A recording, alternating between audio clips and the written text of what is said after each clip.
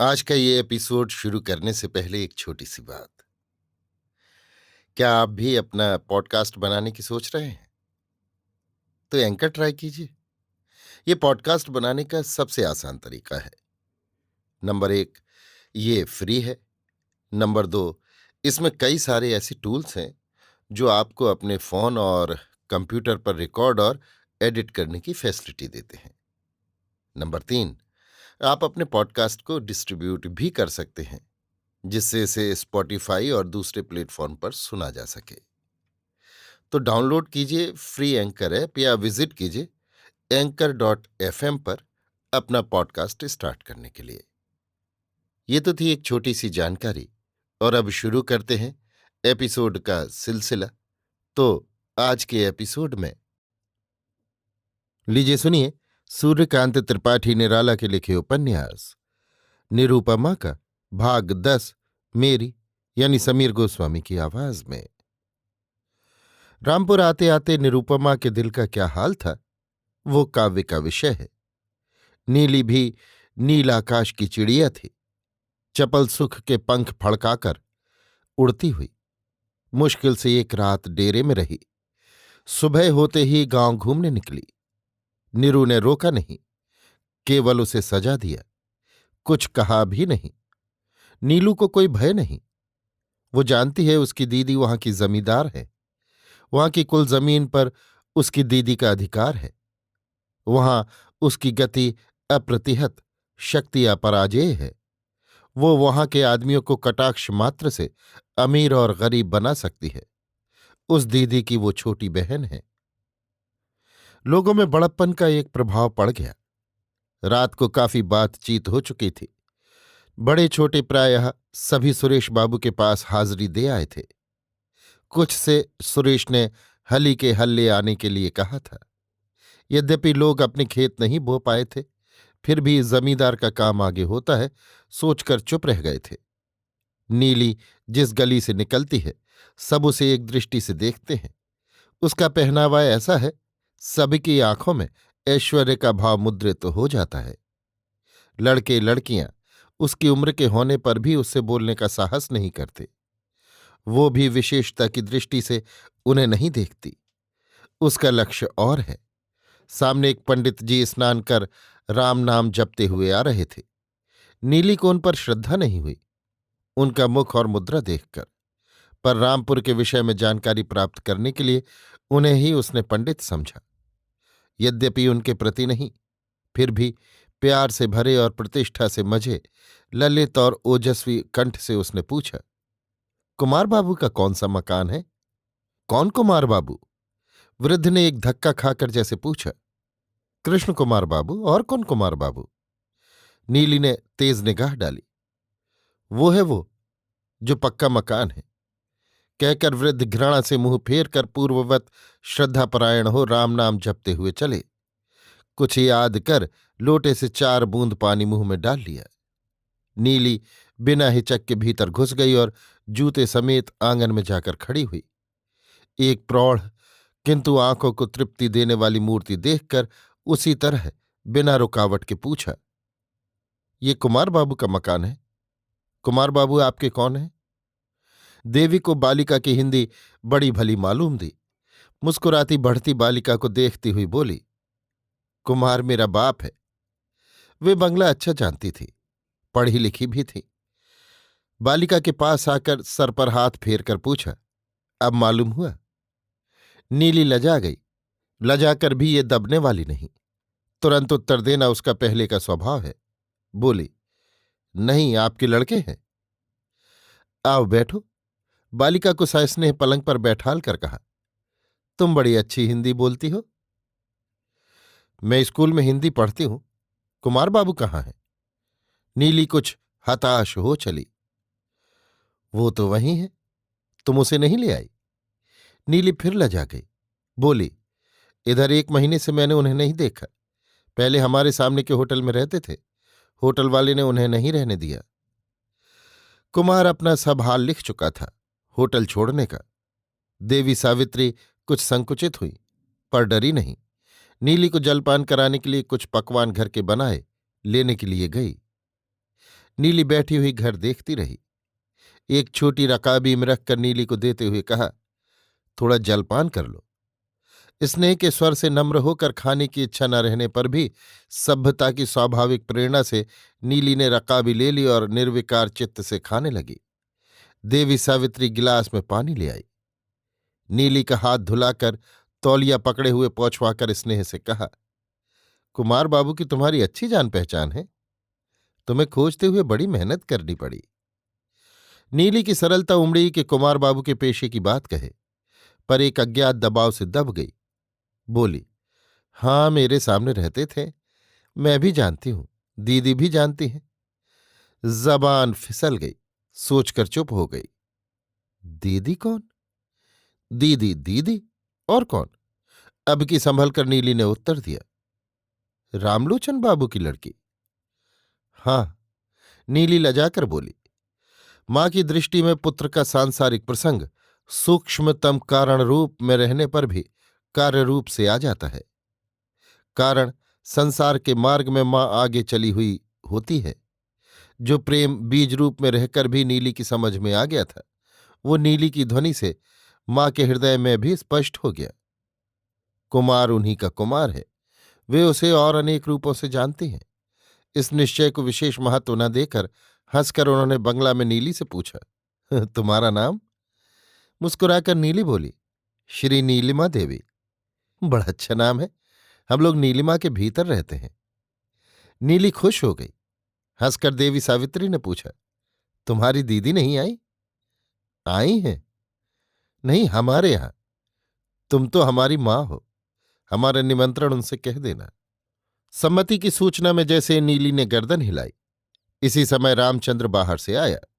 मां को देखकर बोला, हमारे खेत सुरेश बाबू जुतवा रहे हैं। हमारे खेत क्यों हैं?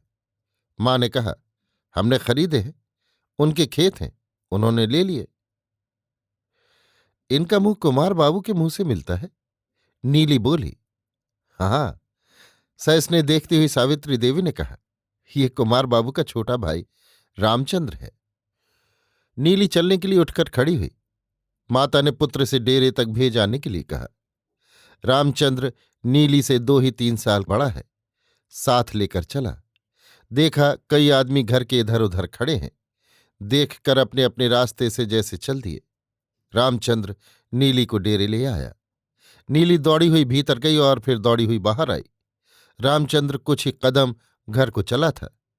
ए रामचंद्र, यहां आओ। रामचंद्र नीली के पास आया। नीली ने भरे प्यार के गले से कहा, मेरे साथ आओ भीतर।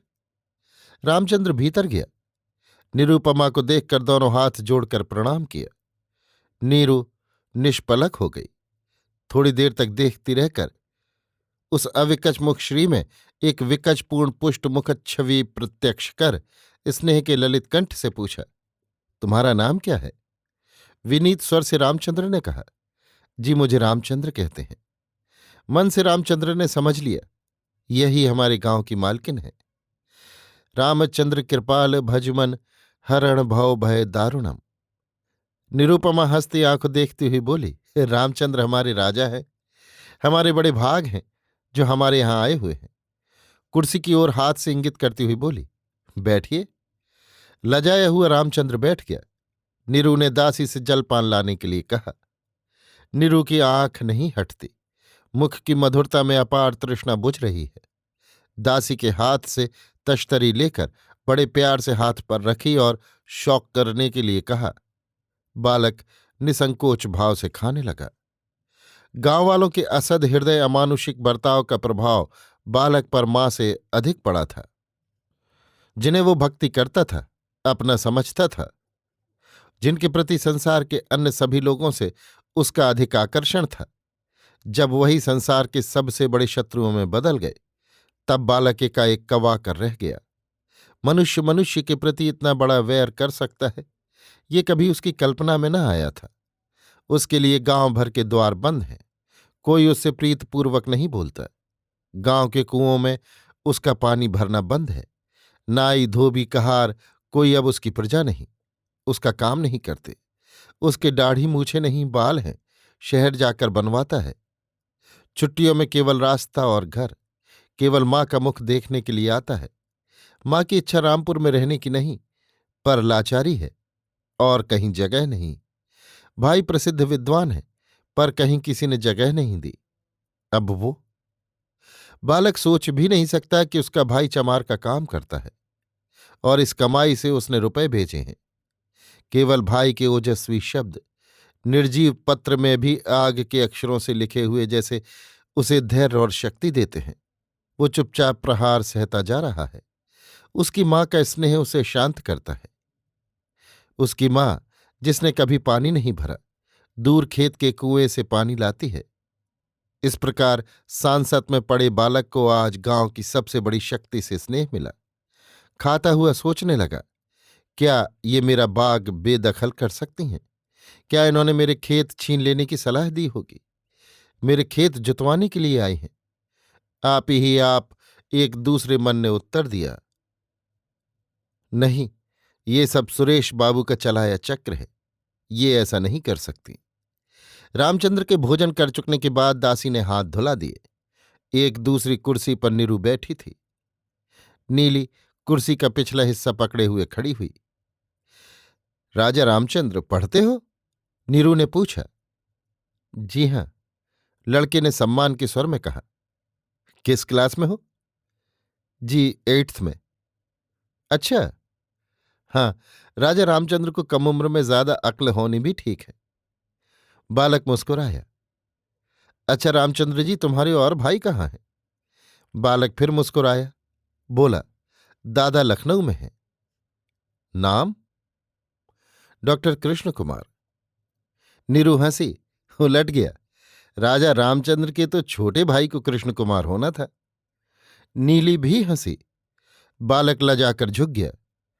तब तक फिर स्नेह से देखती हुई नीरू ने पूछा, आपके छोटे भाई साहब वहां क्या करते हैं? बालक मर्म की बात कह न सका। नीरू से आंखें मिलाकर हंसता रहा। जानती हूं, नीरू बोली, मेरे यहां भी आए थे। बालक और खिल गया। फिर अपनी ही प्रेरणा से उठकर खड़ा हो गया और हाथ जोड़कर प्रणाम कर बोला, दीदी चलता हूं। नीरू को किसी ने गुदगुदा दिया। उठकर जल्दी से बढ़कर लड़के को पकड़कर एक अननुभूत स्पर्श सुख अनुभव करती हुई खींचकर बोली, अभी तो आप आए, बातचीत जम भी न पाई कि चलने लगे। बैठिए। बालक बैठ गया। हाँ, तो आपके भाई साहब डॉक्टर कृष्ण कुमार क्या करते हैं? अब की गंभीर होकर पूछा। नीली रामचंद्र को देखकर मुस्कुराती रही। मैं नहीं जानता। कुछ रुखाई से सर झुकाए हुए बालक मुस्कुराता रहा। फिर प्रश्न हुआ, किस विषय के डॉक्टर हैं? होम्योपैथी के? अंग्रेजी के। लड़के ने उसी तरह मधुर स्वर से उत्तर दिया। अंग्रेजी के डॉक्टर जो चीर फाड़ करते हैं? नीरू प्रीत से देखती रही। चीर फाड़ वाले डीलिट होते हैं, कुछ तीव्र स्वर से लड़के ने कहा। नीरू को तीव्रता में माधुर्य मिला। तो आप इसी तरह की डीलिट होंगे, क्यों? स्वर में कुमार का ध्यान करती हुई बोली, अभी तो मुझे बहुत पढ़ना है। प्रसन्न होकर पूछा, आपका खर्च आपके भाई साहब देते हैं? अब लिखा है कि देंगे, अभी तक मां चलाती थी। आप अपनी अम्मा को मां कहते हैं?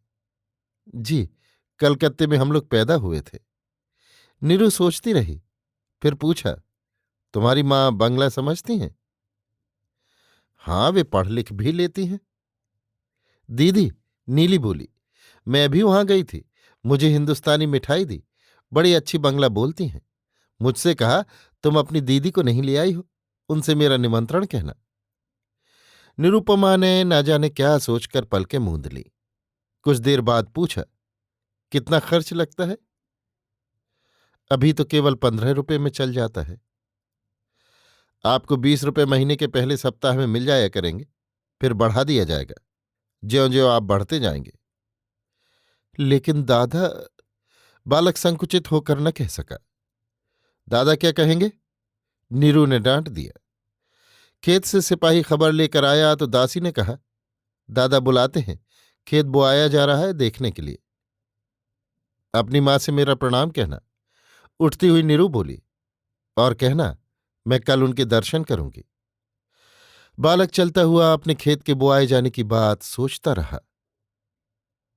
अभी आप सुन रहे थे सूर्यकांत त्रिपाठी निराला के लिखे उपन्यास निरूपमा का भाग 10, मेरी यानी समीर गोस्वामी की आवाज में।